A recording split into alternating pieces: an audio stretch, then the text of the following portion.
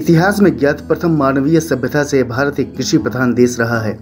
आज भी भारत की करीबन 2/3 आबादी कृषि से जुड़ी हुई है। कृषि को भारतीय अर्थव्यवस्था की मेरुदंड भी कहा जाता है। प्राचीन काल में किसानों की हालत ठीक थी, लेकिन बीते युग से किसानों की हालत में जो बिगड़ाव शुरू हुआ है वह आज भी सुधर नहीं सका।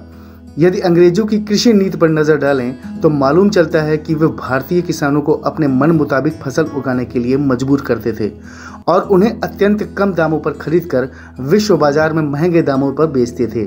यानी कि किसानों की सारी मेहनत के फल का वही भक्षण करते थे। देश जब आजाद हुआ तो किसानों के दिल में उम्मीद जगी कि अब हम उत्पादन कर उन्हें महंगे दामों पर बेचेंगे और खूब सारा धन कमाएंगे। लेकिन आजादी के 6.5 दशक बाद भी ऐसा न हो सका। आज भी भारतीय किसानों की वही दुर्दशा है जो औपनिवेशिक काल में थी।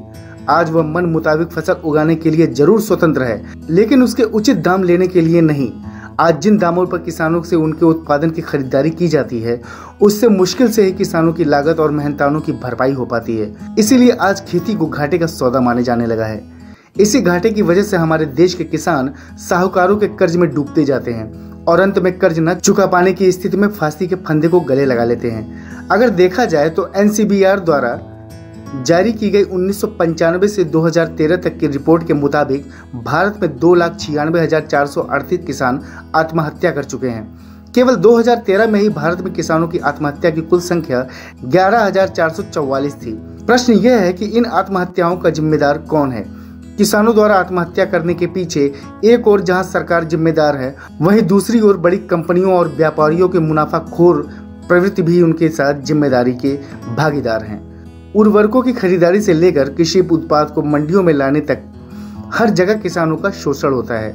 नेशनल और इंटरनेशनल कंपनियों ने बाजार में अपना एकाधिकार जमा लिया है, जिन पर सरकारों का कोई नियंत्रण नहीं है। दुर्भाग्य से शासन द्वारा इन पर नियंत्रण की कोई पहल करना तो दूर, इस दिशा में अब तक विचार विमर्श भी नहीं किया गया है। शासन की इस उदासीनता के कारण नेशनल और मल्टीनेशनल कंपनियां चांदी काट रही हैं।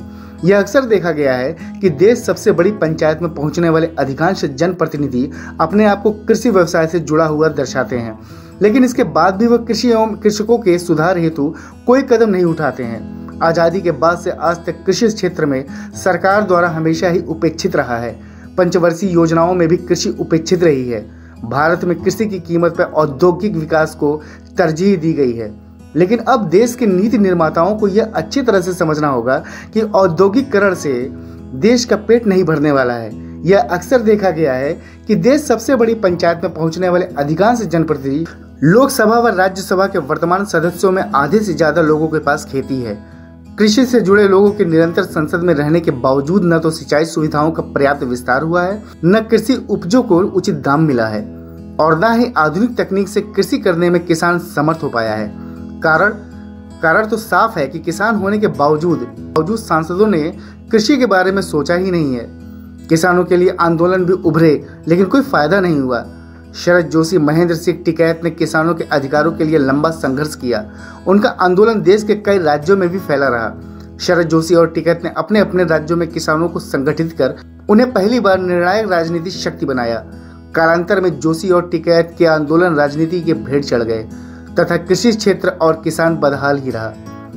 किसान आत्महत्या के मामले में नियंत्रण नहीं हो पा रहे हैं और उनकी कोई खैर खबर पूछने वाला भी नहीं है।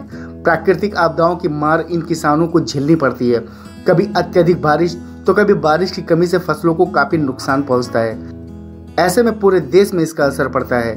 खेती चौपट होने से देश के नागरिकों को जहां महंगाई का सामना करना पड़ता है, वहीं किसानों को भी आर्थिक रूप से नुकसान उठाना पड़ता है। कुल मिलाकर यदि देश का किसान परेशान है तो देश के लोगों पर भी इसका सीधा असर पड़ता है। प्राकृतिक आपदा आने पर किसानों की सबसे ज्यादा फजीहत होती है। किसानों को उतना मुआवजा नहीं मिल पाता है जितना कि उनका नुकसान होता है। कई बार संसद में भी किसानों की बातों को नहीं उठाया जाता है। ऐसे मौके पर किसानों को हमेशा एक ही शिकायत रहती है कि जितना नुकसान होता है उतना मुआवजा नहीं मिल पाता है। प्राकृतिक आपदा ही नहीं बल्कि ऐसी कई समस्याएं हैं जिनका निराकरण नहीं हो पाता है। आज भी कई किसान ऐसे हैं जो पुराने ढर्रे पर ही खेती करते हैं। ऐसे में वो उतनी पैदावार नहीं ले पाते हैं जितनी की होनी चाहिए। पैसे के अभाव में आज भी कई किसान आधुनिक तकनीक का इस्तेमाल नहीं कर पा रहे हैं। उन्नत किस्म की खाद व बीज की किल्लत तो हमेशा ही बनी रहती है। बुआई के बाद खेती के लिए जरूरी खाद भी किसानों को महंगे दामों पर ही खरीदनी पड़ जाती है। जनप्रतिनिधि भी उनकी नहीं सुनते हैं और मजबूरन किसानों को महंगे दामों पर बीज खाद की खरीदारी करनी पड़ती है। लेकिन फसल तैयार होने के बाद भी इसका मनमाफिक दाम भी उन्हें नहीं मिल पाता है, जिससे किसानों की माली हालत सही हो सके, जिससे हमारा किसान अपने दायित्व को भली प्रकार समझे और खेती कर सके, जिससे हमारा देश खुशहाली के रास्ते पर चले।